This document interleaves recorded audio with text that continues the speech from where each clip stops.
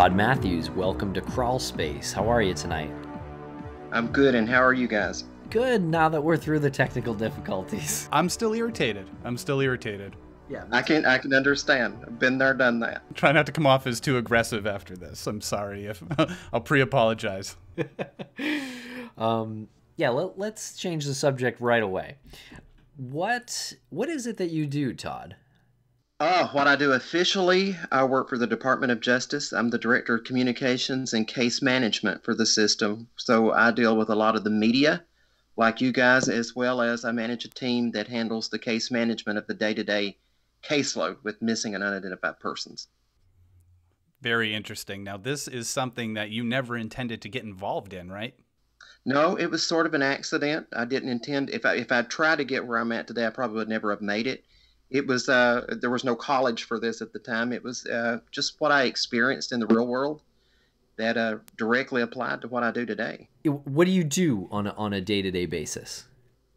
Well, the morning starts usually very early. I get a lot of communications that come from help desk. So the questions that people email during the night, they're filtered through our IT group and other people in communications, as well as Department of Justice. And I get a lot of things that are filtered to me to either answer the question, fulfill a request, reroute somebody, or basically do an interview just like this one. Is this something that you do from home?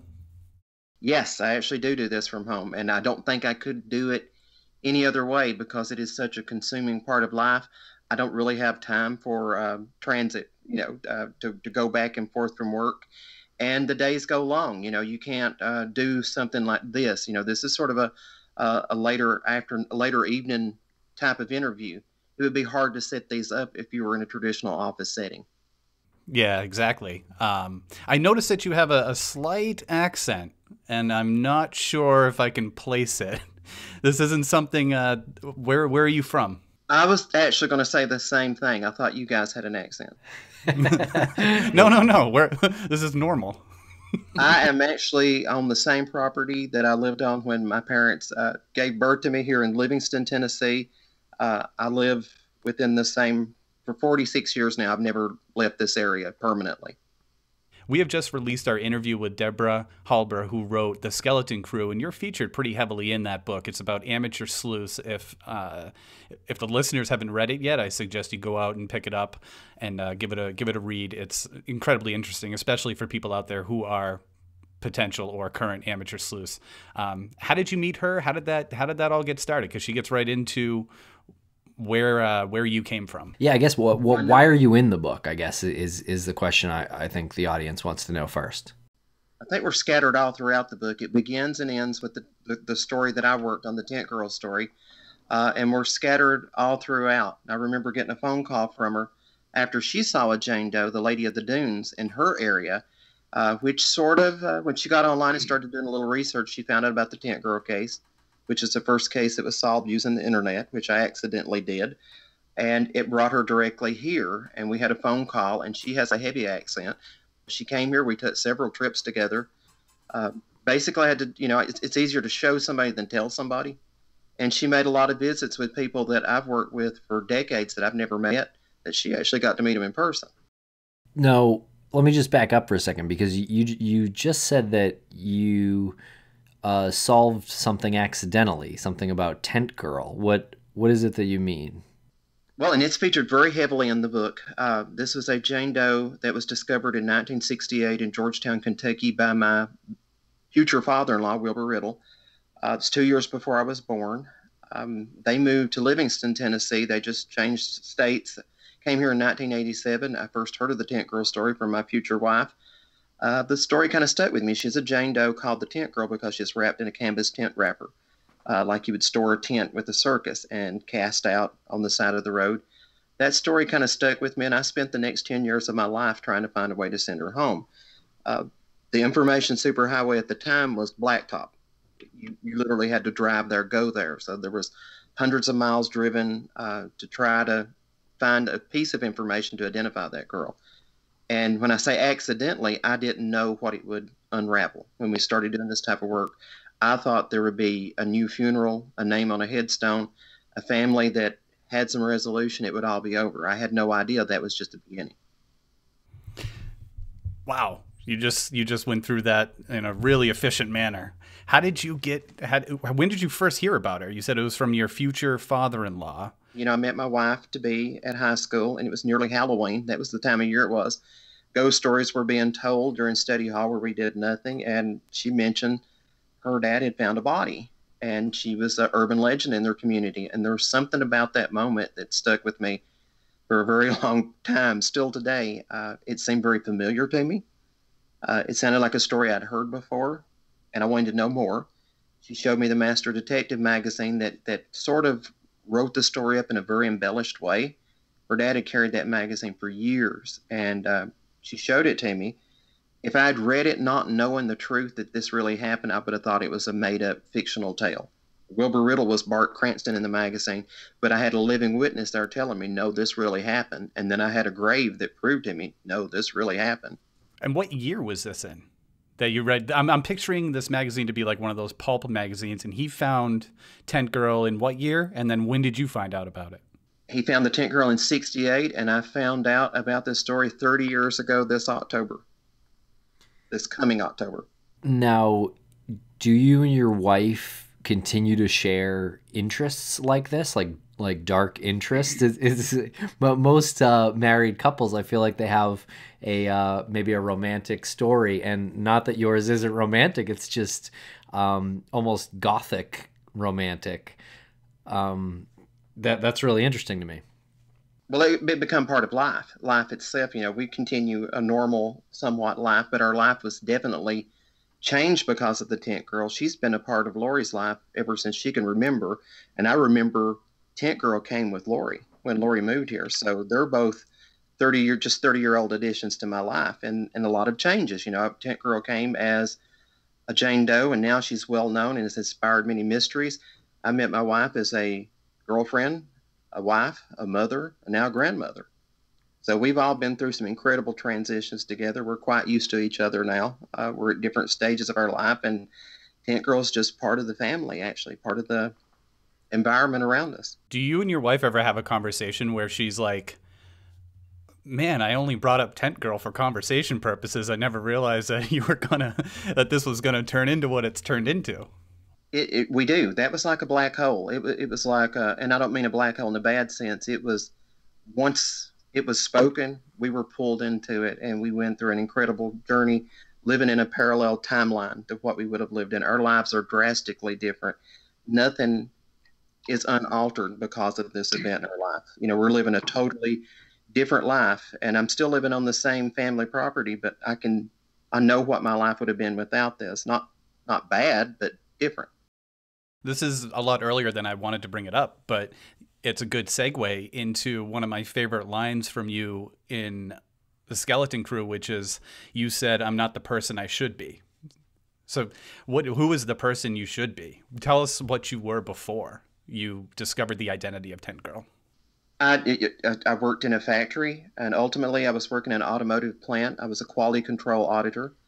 Before then, you know, you work your way up from the minimum wage up to an office job. I had a nice office job. I left a very nice job, a very cushy job, because not that it was high pay, and it wasn't. It was $11.75 an hour, but I had my own office in a building that was very isolated. I was left alone. Anybody that had that would be a fool to leave it. So, you know, but I had a bigger opportunity ahead of me. So that would have been the person I would still be now. You know, I remember that person very well. And now I'm having to deal with things as a director of communications, making press releases, making statements on behalf of an organization and an entity of government. Was this an easier path for you? It was intimidating at first, but with everything that I learned along the way with Tent Girl, it's been a natural fit. And the guy that actually brought me on board at the University of North Texas, I was part of the working group that created the NamUs program, but ultimately I worked for the University of North Texas Health Science Center. They're the grantee of the NamUs grant. And when I was first offered this particular position by Arthur Eisenberg, who was the principal investigator, I even told the man, I said, these shoes are a little big for me. Because, you know, you're dealing with people that have PhDs, and I've not been to college. And he honestly said, you'll grow into them. What a great thing to say. And I had to. I had no choice. It was sink or swim. You either fall into this role. If I didn't love this job and feel like I was in a natural environment, this would be the worst thing I've ever done in my life. It would be horrible because it is so demanding. It's like, this is who you are. This is not your 9 to 5 job. This is who you are 24 hours, 7 days a week. Right. So it wasn't an easier path. It was just kind of what you felt like you had to do. More familiar. I will say that. I think my surroundings are more familiar. And I worried, when you walk down that through a different door that, usually people that are highly educated go down, and then you're not. You didn't have that background. But I realized my college was the 10 years that I tried to send Tent Girl home. I went through the same real life experiences as other people learned in a classroom. I learned out there. And so far, it served me very well. Can you take us through that 10 years, that tough time? I love the visual of you chose a path that chose you. You didn't choose the path that Tent Girl found you in a way. Can you take us through that 10 years and the struggles? And yeah, at first it was it was curiosity that you keep looking, and then you ask to see a magazine, you ask to see newspaper clippings. You drive to a library in Scott County, Kentucky, where my wife's from. I started to gather and sort all of this information. I had to know a little more. There had to be a clue as to who this person was. And in the background running, there was growing up, I remember, I had a brother and sister that passed away very young. They were infants, one when I was 2 years old and one when I was 8 years old. And I remember that. I remember very well. And we actually own the cemetery where they're buried. So my family are caretakers of that cemetery. So growing up, we cared for the cemetery in which my brother and sister was at. And I saw their names on a grave. And I felt like Tent Girl, I related to her in a way, she doesn't have that. She doesn't have siblings or children or parents that know where she's at, so they can't visit her. I couldn't bring her back to life, but I could make her at least as well off as my siblings were because I still cared about them. I can see that Tim really wants to ask this question, so we're gonna come back to that. But I saw Tim's face light up when you said something, so go ahead. I'm just first off, I'm really sorry to hear about your siblings. That is awful. But it seems like you've been surrounded by death your entire life. Actually, yes. And there was so many different things that added up to this. When I was 9 months old, my mother's mother was 40, and she died of a blood clot. And, of course, I don't remember her, but I know how she felt when I had my own grandchildren. When I actually saw my firstborn grandchild, I knew what he was to me. And that changed my mom's life. They had to grow up a lot sooner than they needed to. They didn't have a mother that did what my mother did for me, taking care of my children while I worked. They had to stay home and take care of their children. So it dramatically affected our lives. It made us closer, but it makes you more vulnerable in a way, too.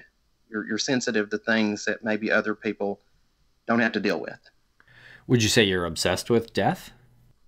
No, not at all. I'm just comfortable with it. It is what it is. It's part of life. That's a great way to look at it.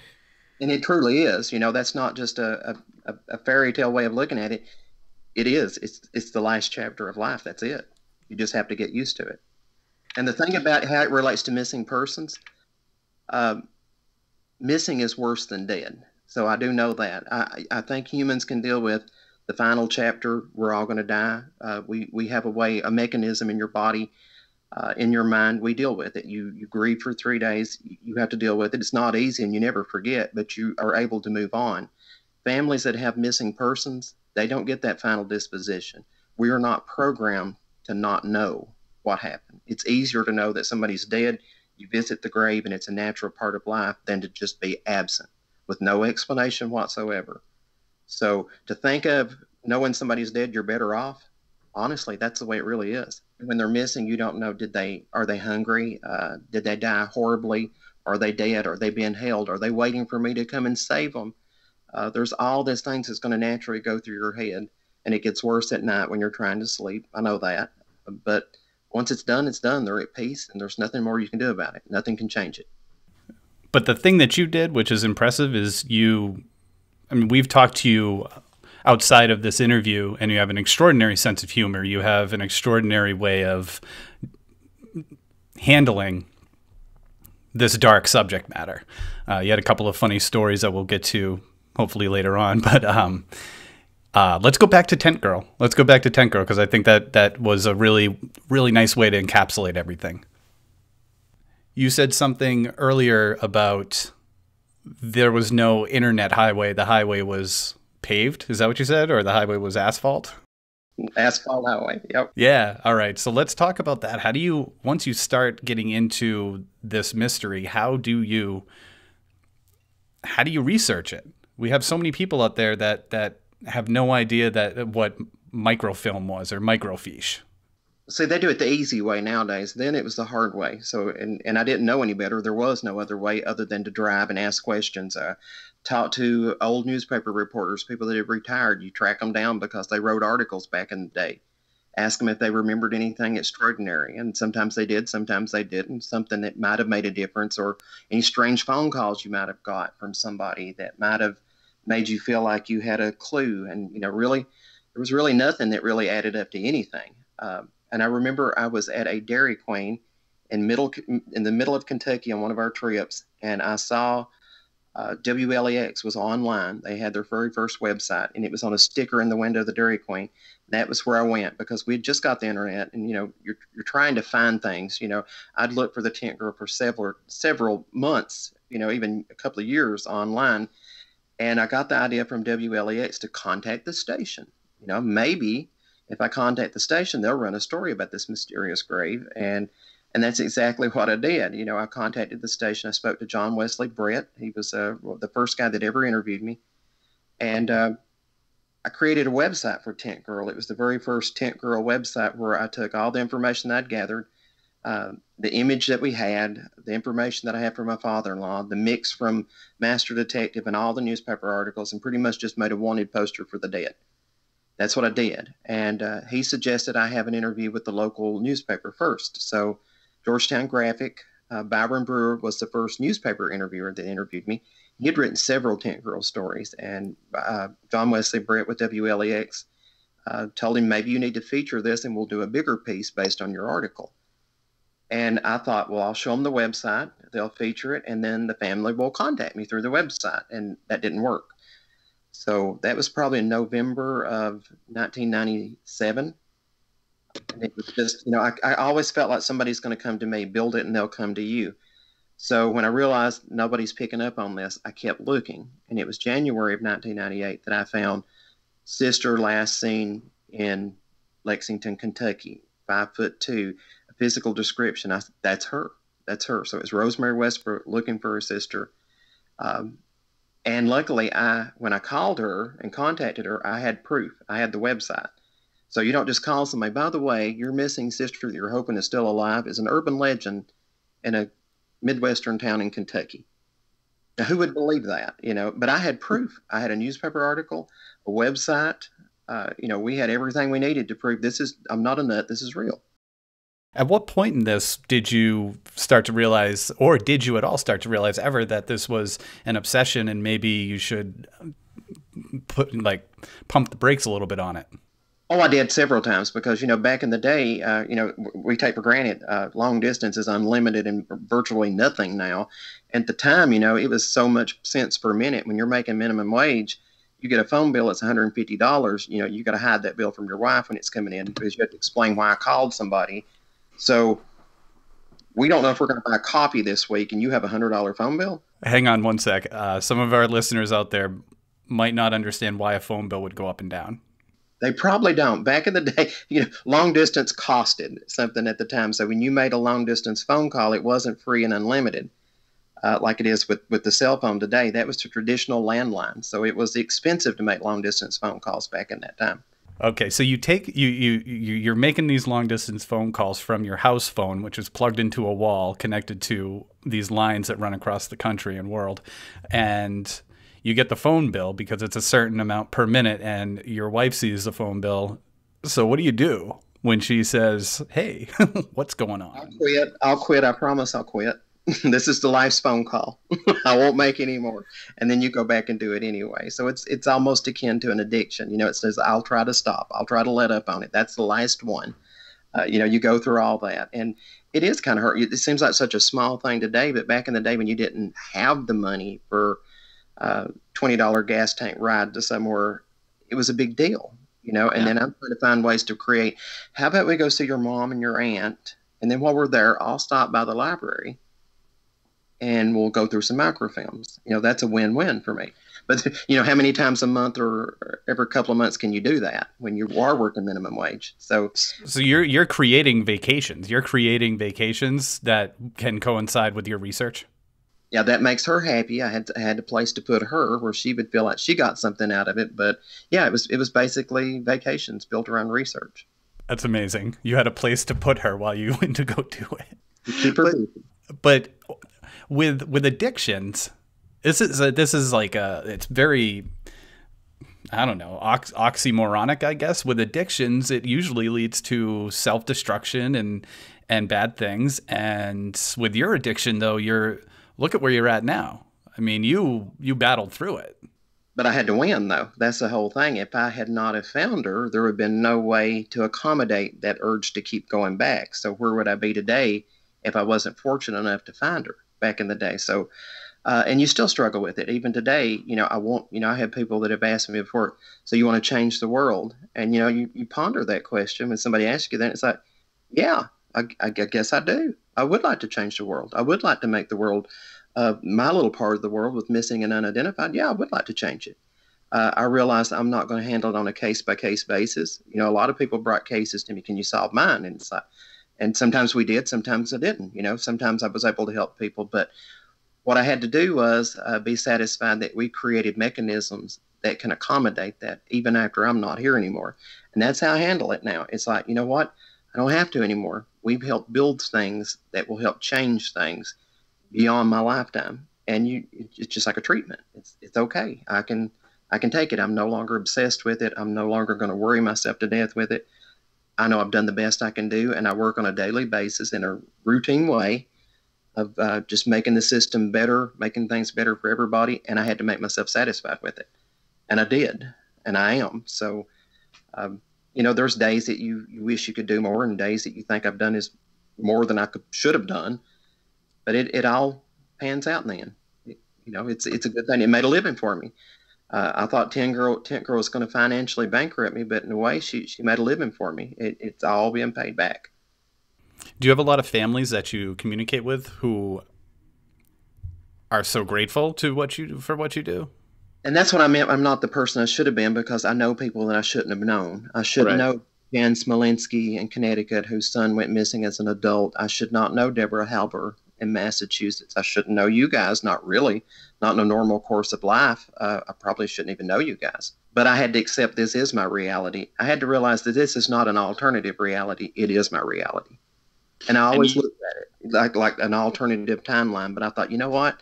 There is no alternative timeline. This is my timeline. I'm doing what I'm supposed to do.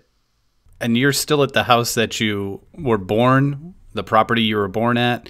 You're raising your family there, so you must look out at the property. You must look at your family, and you must literally see this alternative reality. I see where my great-grandparents walked, and I see where my grandchildren walk, all in the same place.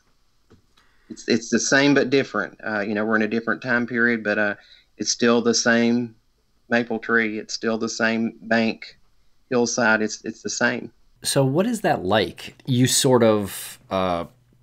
like you said, you wouldn't have been in this work, you wouldn't have this job if it weren't for Tent Girl. Lance and I have kind of talk about this occasionally too. Like, we wouldn't have this podcast right now if it wasn't for the decisions that Maura Murray made before she went missing. We never would have gotten into this. So we can kind of relate in that way, that it's still kind of a little mind-boggling to both of us. But what's it like for you to sort of owe your career to someone who, you know, you never met? And it's just exactly like it. When I go through, I still visit. I still stop by the grave like I have for 30 years. I still go by, pay a visit like normal. To me, she's family. My grandparents are deceased. They had an impact on who I am and where I'm at. She's just become part of the family. And your family also views her as part of the family as well. My wife and children are so used to her. Of course, my wife's known about her longer than I have, so she's very normal. So your father found a Jane Doe on the side of the road in 1967 is normal to her. You know, she's never known life without that. My children don't know what it's like that their dad's not doing what I do, working with unidentified persons and missing persons, finding a way to make a vacation out of meeting a reporter somewhere, or a family member of the missing that just needs to have a direct interface, and maybe you can help them organize something to help them move on. And that's part of it. You're helping people move on in life as much as possible. And it's not easy, but that's just what you do. You just try to help it, make sure that they know a path forward. Yeah, and that's a noble cause, and commend you for sticking with it and battling it out along the path that shows you. Yeah, it's kind of blown my mind, actually, how deep it gets, you know, and how almost philosophical it gets, and how you can trace it back to a certain moment in, you know, that didn't even happen to you. It's very strange. How many other cases do you work on, or have you worked on? Well, there's around 13,000 unidentified bodies in NamUs, around 11,000, nearly 12,000 missing persons in NamUs, and in some way, shape, or form, we've touched all of them. So any missing person that you've ever heard, or any unidentified body that you can read about, at some point they've crossed the desk. You know, collectively, the entire group, you know, we've worked on it. We've done something. We've done something to try to improve it. So I think I had to focus on, let me try to improve it. I won't try to solve it as the end goal, but to improve it. I can improve it every time. I can't solve it every time, but I'll win if I say I'm going to improve that situation. The slightest little thing you can do, maybe format the circumstances so that it makes a better read, so that people understand it a little better. Maybe make sure a DNA sample that wasn't collected gets collected. Maybe make sure a dental record that says x-rays are available, can you enter the x-rays into the system, the dental x-rays, not just say they're available, take them out the door, scan them, and put them in. You're better off. So everything we do collectively adds up to, I can promise you this. I can't promise you I can solve your case, but I can promise you I can make it better. You're like BASF. Yes. Isn't that something that is really familiar to questions that we've recently been asked?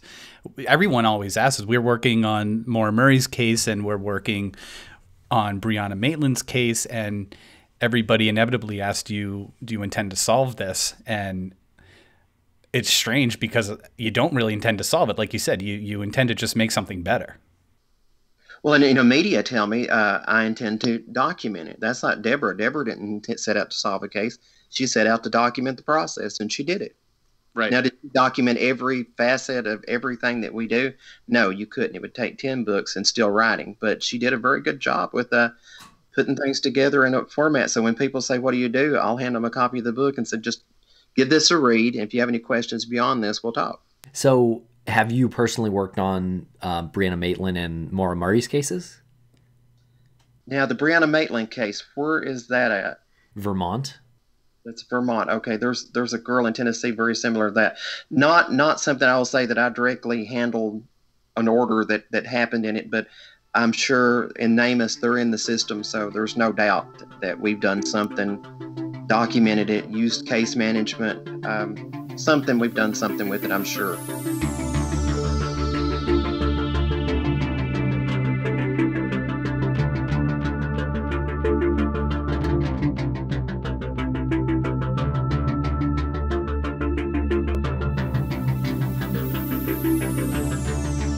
Now, was there anybody ever charged with the murder of Tent Girl? Actually, it's well believed that her husband, Earl Taylor, was the person that caused her death, whether it was accidentally or on purpose. He was the one that took the children and left, and his story was Barbara ran away with another man.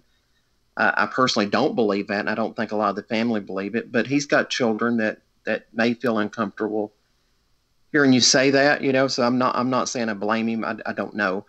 But I do know this. Her fingernails were broken off in the bag.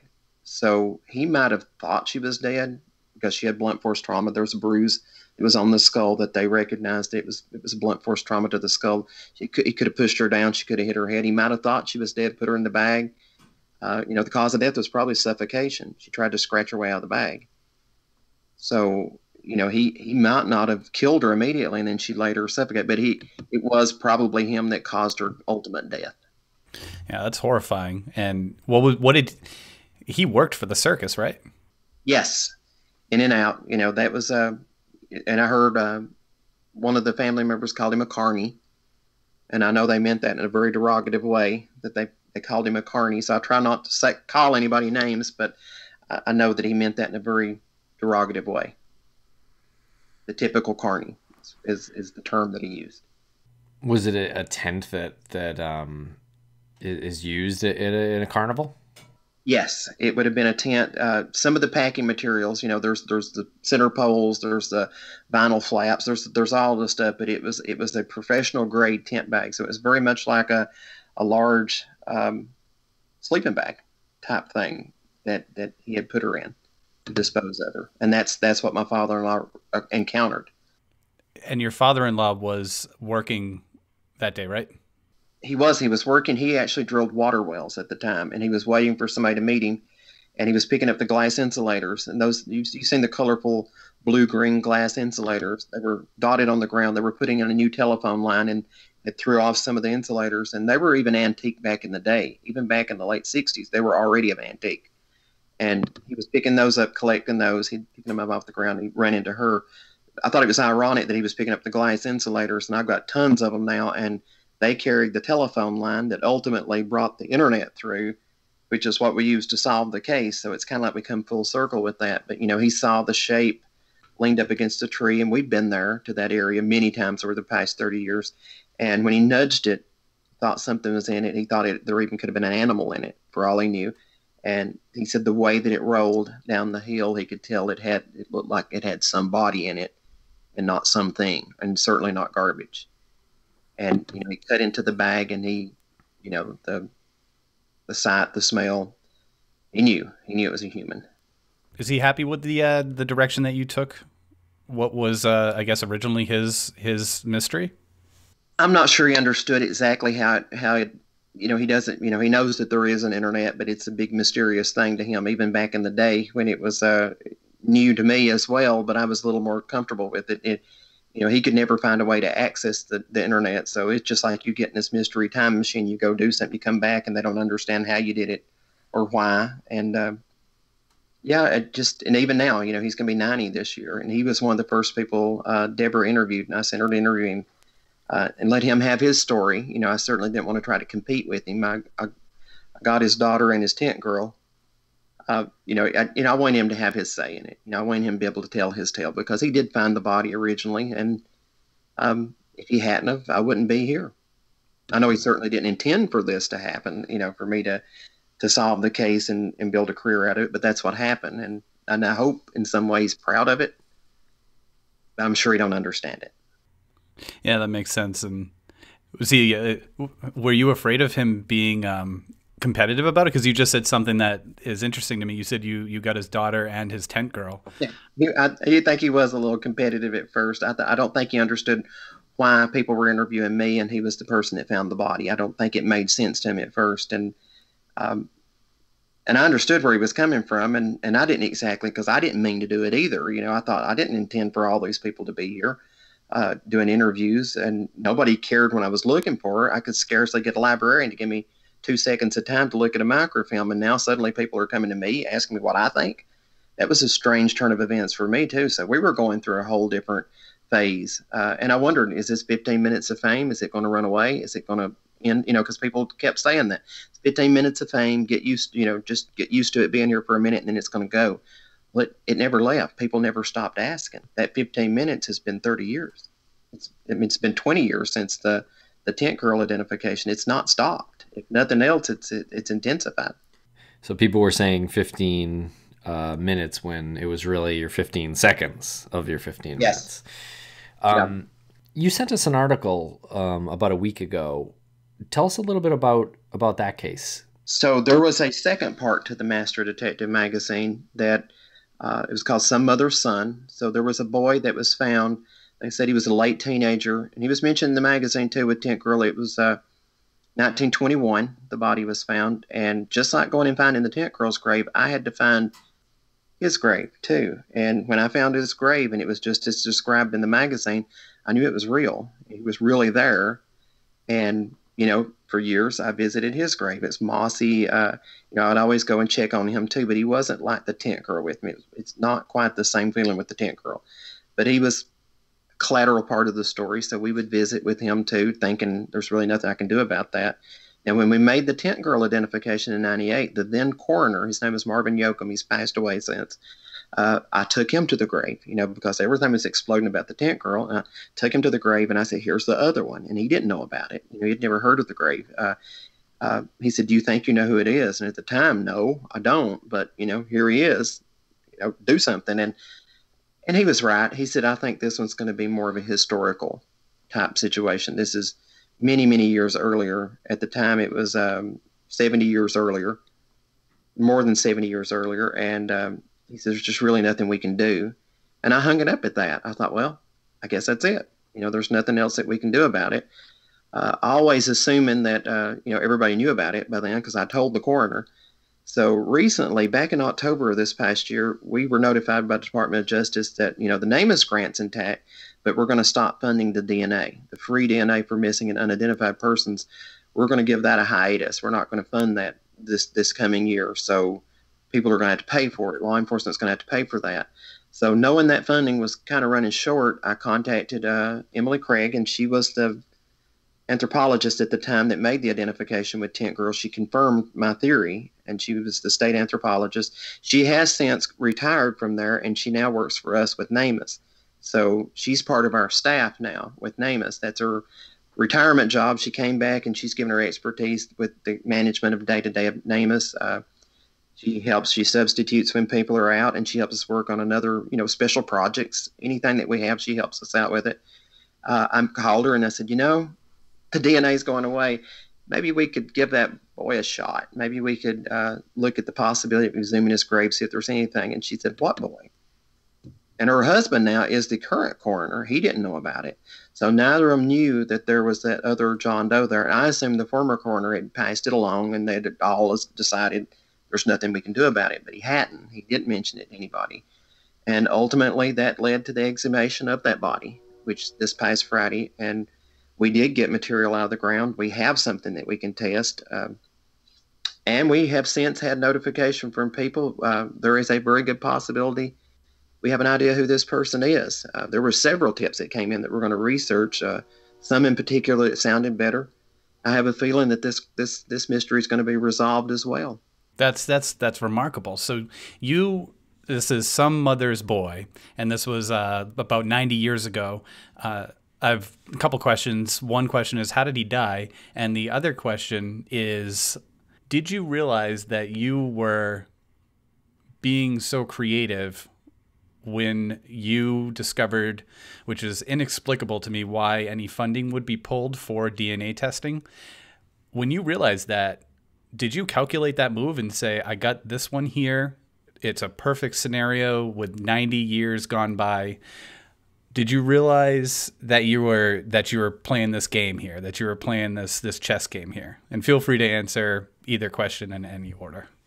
Well, and he was killed because he was struck by a train. He tried to beat the train across the track, and he was witnessed. It appeared to be an accident, so he just tried to beat it. It was going faster than he thought, so not sure what game he had going. But was there an opportunity for a stunt to possibly move this case along? I knew that I was going to press the envelope with, this is your last chance. But now I wasn't expecting to find that they didn't know about it, that they didn't call it. Now, that's what I didn't realize.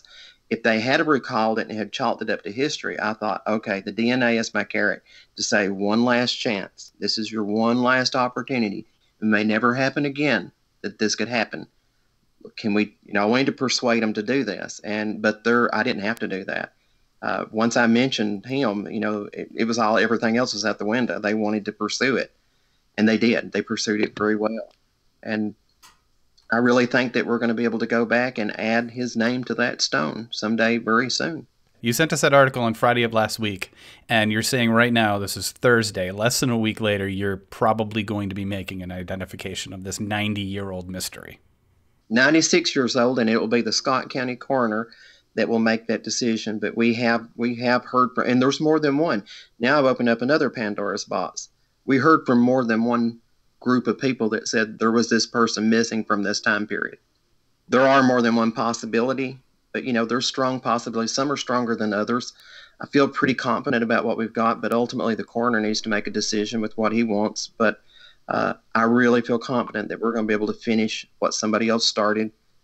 The townspeople did. Think of this. The townspeople have took care of this boy for generations now.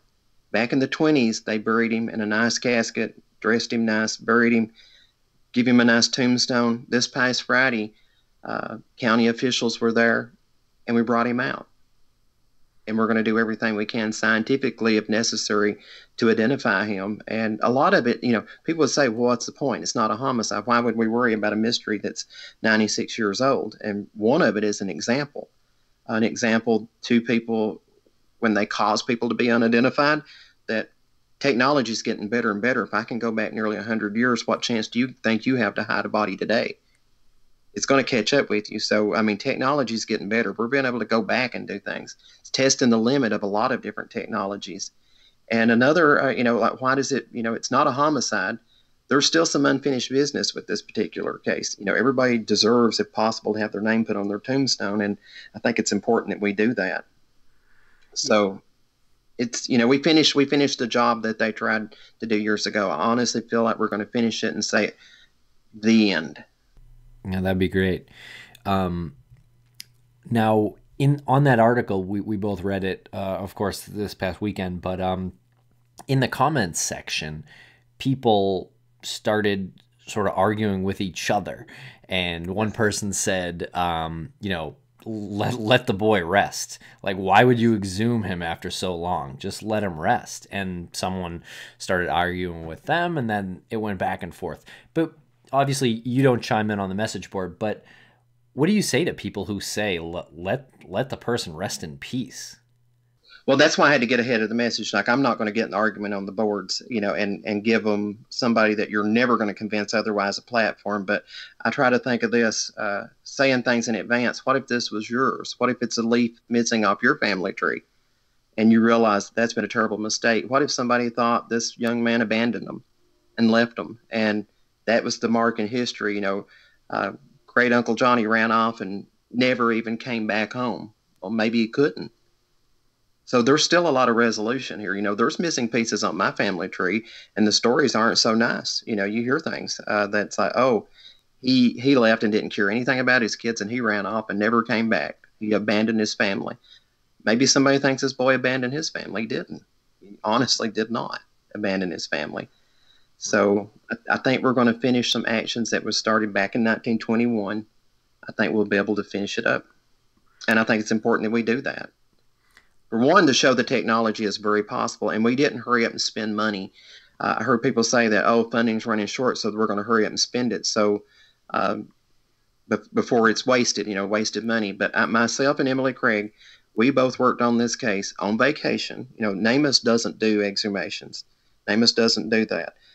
So we both worked voluntarily. This was at no cost to NamUs, the trip that we took to Georgetown. She actually lives there. So, they went to some trouble and time, and it cost NamUs nothing. It cost the federal government nothing. The boy himself is just as entitled to the DNA testing as anybody else. If there's somebody unidentified, he is just as qualified to have that as anybody else. So, and the publicity that it got. Now, think about this. The exposure that person got drew a lot of attention to a lot of other cases, and the plight in general, just like Tent Girl did. Tent Girl made people realize that there's a huge problem. They call it the silent mass disaster. It brought it to the forefront. For me, I thought there was one Jane Doe out there until you send her home, and then you see all these lights popping on. That's just when the internet was just popping up, and I realized later there are probably 40,000 of them out there. And I find part of that, we've documented several thousand, maybe 11 to 13,000, but there's upwards of 40,000. And this guy's one of the missing links, one of the unaccounted for 40,000. He's one of them. Right. He's only one. And it's interesting that we want to know, and it's almost like that's why we're human. Curiosity is part of the human condition, and that's why we want to know the answers to these mysteries. So that's why it's important to do, because we are human, because that's what sets us apart. It's easy to say, what does it matter? It's easy to say that, but when people ask me what science are we going to use to resolve this mystery, the biggest science is media. That's what I told a reporter that actually interviewed us. She said, "What technology do you plan on applying?" I said, "Pretty much you." That's what we need. It's not always DNA fingerprints or dental records. It's not always that. Sometimes it's just awareness and somebody saying, my cousin Johnny was missing about that same time period. It might not be forensic science that helps wrap this up. That whole being like intrinsically captivated by mysteries, I think that is a really underrated element in human behavior, in just like being human, what Tim was getting at there. When you look at mysteries, like you looked into Tent Girl, now you're talking about science and DNA and using the media and using the political system. Mysteries are a beautiful thing that uncover science and art and media, and you happen to bring closure to family members. To you put that leaf back on the family tree. It's a remarkable thing. It's funny though, when Deborah first approached me, I don't know if she recalls it the same way I did, but one of the things she asked me was, "Do you think there's enough here for a whole book?" Oh yeah, there's enough for a book, maybe about 10 of them, but there's certainly enough to finish the book that you're going to. And things have changed since then. I mean, since her book has been published, there's been enough stuff that I've witnessed happen. They could do another one. She could do a part 2 very easily. I don't think she will. I don't think she'll want to. I think she got her feel of it, and I hope she keeps doing things like she's doing with you guys. Not so much for the book sales, but for the exposure. She has brought an enormous amount of people back that want to know more about this. It's been very beneficial. That book has been, and we didn't make any money off the book. I never wanted any money from the book. That was the PR from the book was more than I could have purchased. If I had to go buy the exposure that book gave me, I don't have the budget for that. So I won really well in that book. And the way that people reach out to me, I wouldn't be on your show if she hadn't wrote the book. Yeah, for sure. And we have, just so you know, we have a lot of listeners out there who are becoming amateur sleuths. They're online detectives, amateur detectives. They're looking into mysteries, and a lot of them really don't know how to go about doing it. They don't know a responsible way to go about doing it. Tim and I barely know a responsible way to go about doing it, other than present characters and interviews like yourself and introduce them to this audience that we have. If you have any advice for people in this now who are getting involved, who have been involved, maybe people who are even burning out from the whole thing, what advice would you deliver to them? When I pitched this before, now the lecture that I used to give people was called responsible volunteerism, knowing where to draw the line, knowing where you're going too far into part of the investigation, because a great deal of these are homicide investigations. So you can certainly muck something up really easy by, talking to somebody you shouldn't be talking, and you could get yourself killed. Honestly, you could. I know that very well. Hindsight's 20/20. It's a very dangerous game. It can be. I've learned a lot from it, and if you're a new person going into it, with the instantaneous way that we can communicate with each other now, you can get in trouble a whole lot faster today than I could on the asphalt highway, easily, because you can interface with somebody, the other side's out there too, just as technologically savvy as we are. So it's a far more dangerous world now than it was, and there's people that could lead you on, making you believe that you found a connection that you didn't really have, to lure you out. So I want the young people to think about that, not just the young people, but the newbies in it. Don't be lured out so easy. I've literally had people that have showed up at my front door asking questions, and that can be a very dangerous thing. I don't go to any trouble to make myself unlisted because too many people know where I'm at. So I don't try to have an anonymous address or unlisted, but It wouldn't be wise to try to anybody that wanted to come and cause me harm. I wouldn't recommend it. But I'm not going to live my life in fear. I'm not going to be afraid somebody knows my address. They're going to come. People send me cards. I get a lot of mail that comes from people that read something. They'll send you a news clipping, and I thought the best place I can hide is right in the wide open. I'm not going to hide in the shadows and be afraid of people. I'm here, and I think I can take care of myself. If something happens, I might be wrong, but just be very aware of that. The world is a very dangerous place, and sometimes your theories are something that people already thought of. I have lots of people that will give me a theory with a particular case, and it's like, yeah, we kind of already know that, but I can't confirm nor deny certain things, because it's something we really can't disclose this. And, because I got the inside view now, I can see from both sides. And I thought, oh, that's why the cops acted really strangely when I said that about Tent Girl, because I'm seeing it from both sides now. So from this hybrid point of view, I came from that world, but I'm living in this world now. I can see both sides very clearly. I see law enforcement that poo-poo people that could really help them. And they're embracing them more now than they used to. I saw a renaissance where there are people that, like, hey, they actually do really good work. I had law enforcement approach me. The government approached me. But also, we run this now. There are so many cyber sleuths now, and they're all talking at once, not organizing very well. It becomes white noise, and they stop listening again. So I've seen it go through the whole thing. If you all talk out of turn and you have no regular pattern, if you have a telephone conversation or email conversation with me and you post it on a bulletin board, I'm not going to talk to you anymore.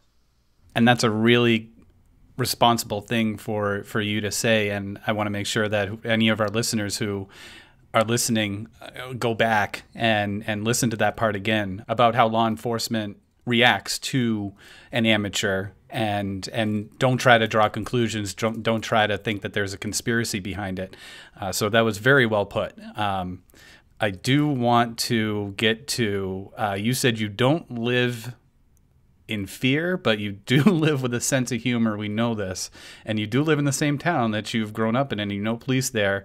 And you told us a very darkly funny story that I think we owe it to our listeners for this. Well, and I feel okay to, the person that I actually graduated with, this person, he's passed away since then. And, this is a way of fondly remembering him. And this was back in 2001, back before I had any professional capacity. I knew there was a Jane Doe in Campbell County, Tennessee, about 90 miles from here. And I had contact with law enforcement there. One of the questions I had is, why don't you have a facial reconstruction for that guy, for that lady? I'll say lady, it's not a man.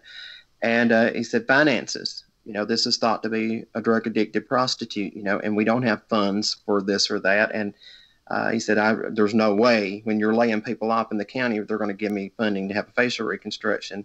I happen to know a forensic artist, I'd met online and become friends with. And I said, what if I can do it for free?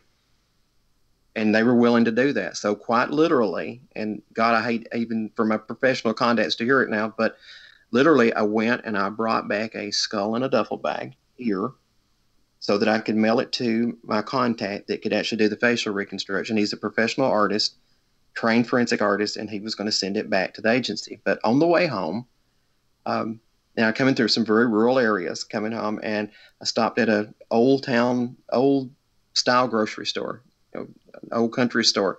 It was closed. It was late at night, and I'm about to drop a coin in the drink machine, and the lights come on. And I thought, oh heck, I'm here. I've got a body in the car, and the police lights are on me. I'm at a grocery store. So what's going to happen now? And it was a familiar person. The guy I actually graduated high school with, his name is Sean. Oh, it's you. And he knew about the Tent Girl story. So he knew I had a little bit of something that I'd been working on with Jane or John Doe's, and enough to know that I wasn't kidding if I told him I had a body. So he said people had been vandalizing the store, and he said we were just waiting. We were hiding to watch to see when somebody was going to come back, and it's just you. So obviously you're not a vandal. So they were going to go, and I said, hey, I actually do have a body in the car, a skull. Would you like to see it? And he looked at me in a moment of surprise and then realization that I wasn't kidding. And he pretty much left me standing there in the dark. He wanted nothing to do with it. He was gone, so it's no, I don't want to see it. I don't want anything to do with it. So he was gone. And it was just so funny.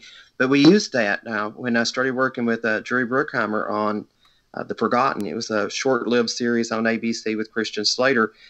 When I got to the point, the show was built on some of the work that I've done in the groups and organizations that I work with as a volunteer back in the amateur days before Justice Department.